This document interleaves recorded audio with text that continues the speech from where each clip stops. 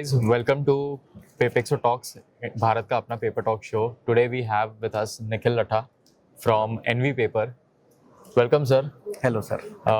मुझे बस पहले तो आपसे जानना है कि how did you started, मतलब ये इंडस्ट्री में आपकी एंट्री कैसे हुई and what inspired you to join this industry?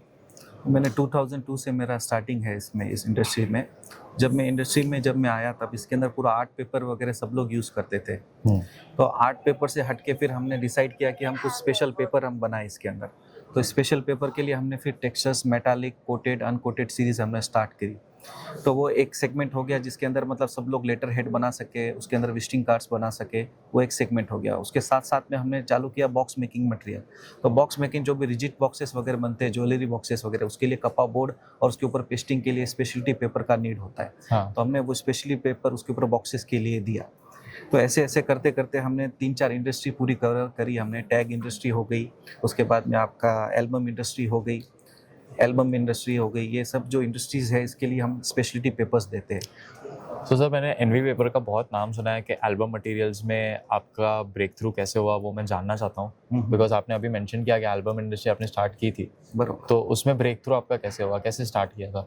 Album industry में सब लोग वो टाइम पे भी सब लोग सिर्फ मैट, ग्लॉस और ये पेपर पूरा यूज़ करते थे, वेलवेट वगैरह जो भी लैमिनेशन करने के लिए. उसके अंदर कुछ डिफरेंट मटेरियल कुछ भी नहीं था.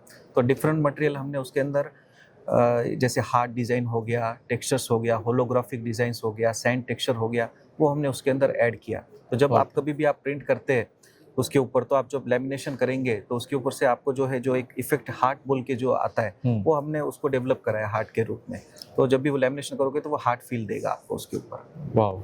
सो ये जो आपने अभी मेंशन किया कि लैमिनेशन आपने किया था टेक्सचर को क्रिएट करने के लिए, right? So lamination completely I think paper industry में नहीं आता. मतलब लैमिनेशन में प्लास्टिक का एक एलिमेंट होता है. तो व्हाट इज इट, मतलब लैमिनेशन क्यों प्रेफरेबल है? लैमिनेशन ये भी रिसाइक्लेबल है हमारा. Okay. तो हम उसके अंदर जो है 32 माइक्रोन यूज़ करते हैं. तो 32 माइक्रोन को आपको वापस रिसाइकिल आप उसको कर सकते हैं. लेकिन जो उससे नीचे जो भी 12 माइक्रोन और वो जो आते हैं आप उसको रिसाइकिल यूनिट में नहीं आता है वो. तो हमारा जो है रिसाइकिलेबल यूनिट में जो आता है हम वही प्रोडक्ट यूज़ करते हैं उसके लिए. परफेक्ट. सो मतलब एनवायरनमेंट को तो किसी भी वे में हार्म नहीं होगा. उसके साथ साथ में हमने सीड पेपर भी इंट्रोड्यूस किया. जैसे आपने बोला इन्वायरमेंट फ्रेंडली पेपर चाहिए करके. हाँ.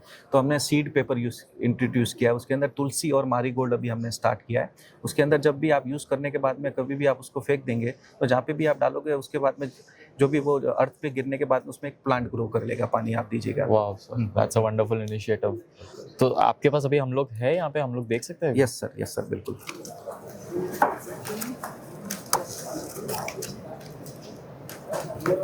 ये है तुलसी. तो एक बार हम लोग कैमरा में दिखा दें. सो ये अगर यूज करके हम लोग कहीं भी फेंकेंगे तो इसमें से तुलसी का प्लांट ग्रो करेगा.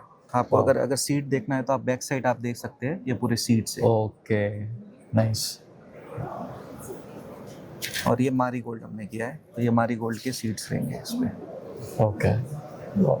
तो सर आपको ये आइडिया कहाँ से आया कि मुझे ऐसा कुछ करना है फॉर द एनवायरनमेंट? तो ये जो मार्केट में नीड थी कि कुछ तो भी एनवायरनमेंट फ्रेंडली के साथ साथ में मैंने सोचा कि उसके साथ में अगर अपन सीड भी मिक्स करवा दो तो वो एक अच्छा इफेक्ट देगा. तो कस्टमर का जो चॉइस वगैरह है तो और भी ज़्यादा बढ़ जाएगी. हैंडमेड तो सबको चाहिए ही, तो उसके साथ में मैंने ये सीड भी ऐड करवा दिया उसमें. परफेक्ट. तो सर एज यू मेंशन कि आपने 2002 में अपनी कंपनी स्टार्ट की थी. I was born in 2002. तो मुझे ऐसा लग रहा है कि जब से मैं पैदा हुआ तब से आप इस कंपनी को रन कर रहे हो. It's been 22 years, right? Yes sir. तो आपने बहुत सारी डिफिकल्टीज भी फेस करी होंगी इस इंडस्ट्री में, तो उस पर थोड़ी हाईलाइट दे सकते हैं कि आपने क्या क्या फेस किया? डिफ़िकल्टी मेरे लिए यही थी कि मैं नया से नया मैं मार्केट को क्या दे सकूं. तो नया से नया हमने देने के लिए पूरी कोशिश करी है मार्केट को. हमने फूड ग्रेड पेपर भी हमारे पास में 20-30 जो बटर पेपर जो आप यूज़ करते हैं, हाँ. बर्गर पिज़्ज़ा वगैरह खाते हैं तो उसके लिए जो बटर पेपर यूज़ होता है वो 100% हमारे पास में फूड ग्रेड है और आप उसके ऊपर प्रिंट भी कर सकते हैं. ओके.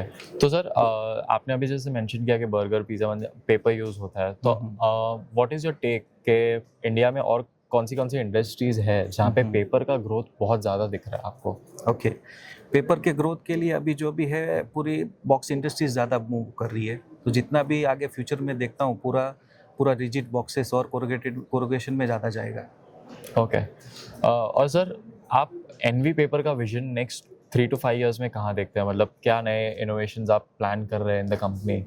अभी देखिए, अब आपके साथ में हम एपी एक्सपो में आए हैं, हम सोचते हैं कि अब नेक्स्ट लेवल जब भी आप भी एक्सपो आप करेंगे तो आपके साथ में पार्टिसिपेट करेंगे, तब आप देखिए हम कहाँ तक पहुँचते हैं सर। अरे परफेक्ट, तो हम लोग को मस्त एक क्यूरियोसिटी में आप छोड़ के जा रहे हो कि क्या होगा।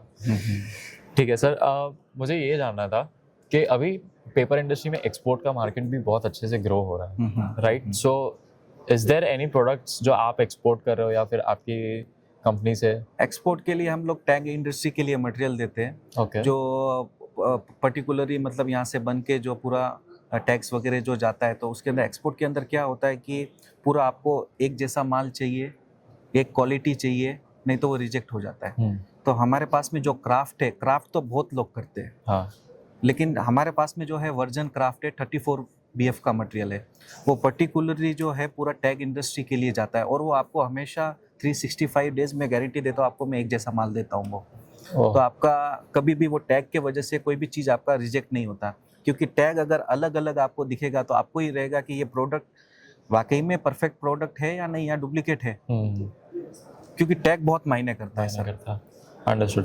तो सर आपकी तो आपका star product, I would understand, अब तक जब मुझे लग रहा है कि एल्बम इंडस्ट्री में आपका बहुत अच्छा ग्रिप है, तो आप प्लान कर रहे हो कि एल्बम इंडस्ट्री को एक्सपोर्ट करोगे या फिर ग्लोबली कुछ ले जाने का प्लान है? हम एल्बम इंडस्ट्री के लिए सर मटेरियल देते हैं, मेकिंग तो कुछ नहीं कर पाते सर हम जो भी एल्बम इंडस्ट्री के लिए, जैसे भी जितना भी डिजिटल मशीन है, जैसे कोनिका हो गया, HP हो गया, तो कैनन हो गया, इन सब के लिए हम पेपर सप्लाई करते हैं। We have HP Indigo certified paper also, जो HP मशीन के लिए है। तो मेटालिक पेपर जो है हमारे पास में HP इंडिगो के लिए है। तो बहुत कम कंपनियां जो है इंडिगो में, जो मतलब HP इंडिगो मेटालिक देती है, तो हमारे पास में वो स्पेशलिटी ग्रेड है सर उसमें। वाह। और सर अभी मैं एक जनरल क्वेश्चन पूछना चाहता हूँ आपको कि इंडिया की पेपर एंड पैकेजिंग इंडस्ट्री आपको कहाँ ग्रो होती हुई दिख रही है, और नेक्स्ट 5 to 6 years में क्या लगता है कि क्या होगा इंडिया का स्टैंड पॉइंट इस इंडस्ट्री में? इंडिया बहुत बड़ा मार्केट है सर। इंडिया के लिए मतलब यहाँ पे कुछ भी आइटम रहे, और मतलब अच्छी आइटम रहे, तो यहाँ पे पूरा पक्का बिकता है। और हमारे पास में जैसे स्टिकर है, स्टिकर बहुत मूव होगा इंडिया में। ओके। और ऑलरेडी हम देख रहे हैं कि जो पहले हम 100 टन माल जैसे बेचते थे, तो हम नेक्स्ट लेवल हम 150 टन तक पहुँच गए। तो स्टिकर मार्केट बहुत मूव करेगा sir. So other than quantity, आपको कुछ ऐसा मतलब अर्ज ऑफ नीड दिखा है कंज्यूमर मार्केट में कि स्टिकर बहुत ज़्यादा परचेज हो रहा है अभी? हाँ, जैसे फ्लिपकार्ट और ये सब कुछ जो आगे है, तो उन वजह से उनको जो है स्टिकर जो भी चाहिए होता है, तो उसमें लगता है। जो अभी न्यू फ्लेक्सो मशीन वगैरह जो आ रही है, उसके अंदर स्टिकर्स लग रहा है, तो स्टिकर्स का मूवमेंट बहुत ज़्यादा है। आप देखेंगे, आप कहीं पे भी जाओगे, आप अगर कहीं पे भी आप शॉपिंग वगैरह करने जाओ, तो कहाँ पे भी जाएंगे तो आपको स्टिकर वो चिपकाता है। पहले क्या होता था कि सेलो टेप चिपकाते थे, अब धीरे धीरे जो है पूरा वो स्टिकर हो जा रहा है उसके साथ। परफेक्ट। तो सर इंडिया का तो मार्केट हमने देख लिया, बट आप क्या इंडिया को देखते हो बिकमिंग अ ग्लोबल लीडर कभी इन फ्यूचर? बिल्कुल सर, जैसे शेफर्ड पेन हो गया, शेफर्ड पेन वगैरह के लिए हम मेटालिक पेपर सप्लाई करते हैं, जो यहाँ से पूरा बन के एक्सपोर्ट होता है, तो हम उसके लिए भी हम पेपर सप्लाई करते हैं। एक एम्परर रेड बोल के हमारा पेपर है, तो वो अप्रूव्ड फॉर शेफर्ड पेन। तो ऐसे ही सैमसंग वगैरह है, तो उसके लिए हम लोग ब्लैक पेपर सप्लाई करते हैं, तो वो भी ब्लैक पेपर उनके लिए सैमसंग के लिए अप्रूव्ड है। ओके। तो मार्केट तो काफ़ी बड़ा है, और हम लोग ग्लोबली भी दे रहे हैं, यहाँ से भेज रहे हैं। परफेक्ट। तो सर मैं जानना चाहता हूँ कि पेपर इंडस्ट्री में गवर्नमेंट क्या रोल प्ले करती है, मतलब is the government helping, are they creating enough awareness कि लोग प्लास्टिक से पेपर पे स्विच हो सके? आपका क्या व्यू है इस पे? बिल्कुल सर, गवर्नमेंट के ऐसे और बहुत से रूल्स आने चाहिए जो प्लास्टिक वगैरह के लिए बंद करें, और उस वजह से क्या है कि अभी जैसे पेपर बैग का तो काफ़ी चलन आ चुका है, तो धीरे धीरे मैं ये सोचता हूँ कि अगर प्लास्टिक के प्रति हम और ज़्यादा अवेयरनेस लाए, तो और पेपर और बढ़ेगा सर। बिल्कुल। परफेक्ट। पेपर इंडस्ट्री आपको एक सस्टेनेबल इंडस्ट्री लगती है, या is it just better than plastic, इसके लिए लोग ज़्यादा यूज़ करता है? नहीं, पेपर इंडस्ट्री बहुत सस्टेनेबल है सर, ऐसा नहीं है कि नहीं है। इसके अंदर काफ़ी रेंज है। अगर आपको सस्ता चाहिए तो सस्ता भी मिलेगा, मीडियम चाहिए तो मीडियम भी मिलेगा, और प्रीमियम चाहिए तो प्रीमियम भी मिलेगा।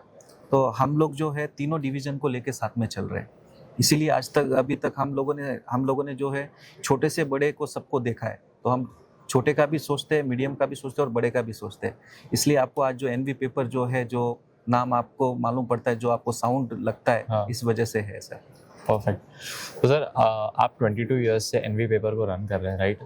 तो 2020 में कोविड हिट हुआ था इंडिया में और पूरा कंप्लीट लॉकडाउन लगा था, तो उस टाइम पे आपने क्या चैलेंजेस फेस किए थे? उस टाइम पे सर पूरा मार्केट बंद हो गया था, लेकिन हमको कुछ गवर्नमेंट की तरफ से कुछ काम थे, तो उस टाइम पे भी हमने मटेरियल दिया, स्टिकर सप्लाई किए। ओके। तो कुछ भी मतलब जैसे फार्मास्यूटिकल्स वगैरह को वो टाइम पे चाहिए था, तो थोड़ा वो करना बहुत ज़रूरी हो गया था। 100%। तो वो टाइम पे सिर्फ हमारा जो माल हम बेच पाए वो स्टिकर ही बेच पाए। इसलिए मैं देखता हूँ कि आगे जो भी मार्केट बनेगा वो स्टिकर और कोरिगेशन में ज़्यादा बनेगा सर। फ्यूचर इज स्टिकर और कोरिगेशन। ओके। सो सर मेरा next line of question actually Paperex से रिलेटेड है कि आप एग्जीबिशन में आए हो, तो what are the star products जो आप आज यहाँ हाईलाइट कर रहे हो? मेरा स्टार प्रोडक्ट जो ये है वो स्पॉट यूवी टेक्सचर जो है मेरा, ओके। वो एकदम टॉप ग्रेड मटेरियल है। तो वो जो है मैंने जैसे बताया कि आपको स्पॉट यूवी नहीं करना पड़ेगा उसके ऊपर, आप डायरेक्ट प्रिंट करोगे, वो ऑटोमेटिक स्पॉट यूवी का आपको लुक देगा। तो आपका मैंने एक प्रोसेस बचा दिया उसके अंदर, और आप उसको प्रिंट होने के बाद में आप देखोगे और फील करोगे, तो आप आंखें बंद करके भी आप उस पर हाथ लगाओगे तो बोल देंगे कि ये एनवी का सिल्क पेपर है करके। सिर्फ आप एक बार उसको टच करो तो आपको वो मालूम पड़ जाएगा व्हाट इज द पेपर करके। तो ये जो टेक्नोलॉजी है स्पॉट यूवी जो आप मेंशन कर रहे हो, ये आपने मतलब कहाँ से इसका आइडिया आया आपको? स्पॉट यूवी सब लोग प्रिंट करने के बाद में करते थे, एक पेपर को एक फील देने के लिए। हमने पेपर को ही फील दे दिया। ओके। तो आपको स्पॉट यूवी करने का जरूरत ही नहीं है। परफेक्ट। एंड सर पेपेक्सो के रिलेटेड आपके क्या व्यूज़ है, मतलब कैसा रहा आपका अभी तक का एक्सपीरियंस यहाँ पे? पेपेक्सो मेरे लिए बहुत अच्छा रहा सर। मेरे को फर्स्ट डे से यहाँ पे ऑर्डर मिलना पसंद कर लिया, मतलब चालू हो गया मेरे को। और लोगों को तो कई मालूम ही नहीं था कि हमारे पास में लैमिनेशन रोल्स इतनी तरह की वैरायटी है। वो यहाँ पे हम आने के कारण हम शो करें, तो हमारे जो रेगुलर कस्टमर है उन्होंने भी वापस हमको बोला कि चलो हमको अवेयरनेस हो गया कि ये मटेरियल आपके पास में है, तो नेक्स्ट टाइम हम आपको ऑर्डर दे सकते हैं। मैं तो ये सोचता हूँ कि सब लोगों ने हर बार स्टॉल आपके साथ में लगाना चाहिए। तो क्या है कि रिवीजन होता रहता है कस्टमर का कि आपके पास में क्या क्या है, और ये ऐसा प्लेटफॉर्म है कि आप यहाँ पे आपको आपकी चीज़ें आप शो कर सकते हो कस्टमर को, और वो एक विजिट में पूरा आपका मटेरियल देख सकता है।